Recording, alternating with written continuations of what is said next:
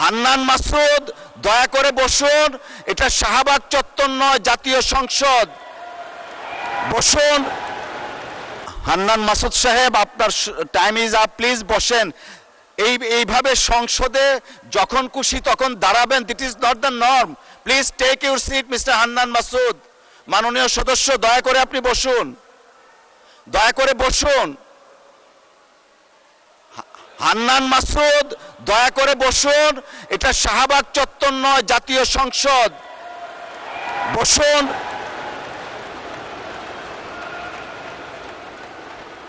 May I humbly request you to take your seat, please? আপনি বসেন।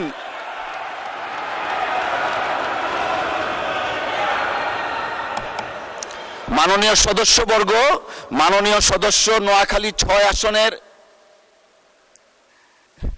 বিরোধী দলীয় নেতা দাঁড়াতে দিতে হয়। জি বলেন।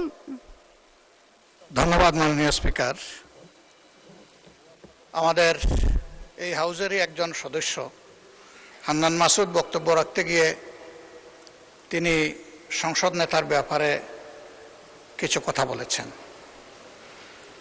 আমি আপনাকে অনুরোধ করব, বাইরের কোনো বিষয়কে টেনে এখানে এনে এক্সপাঞ্জ করা বা বক্তব্য দেওয়া কোনোটাই যেন এলাও না করা হয়। RICL TMX, যুগের পর যুগ স্থাপনা থাকে মজবুত।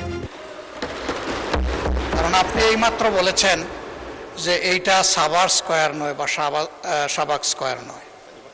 তার মানে হচ্ছে সংসদের ভিতরে একটা সংসদীয় নর্মস আছে, বাইরেরও একটা গ্রামার আছে। যার যার গ্রামারকে সেই জায়গায় আমরা রাখি।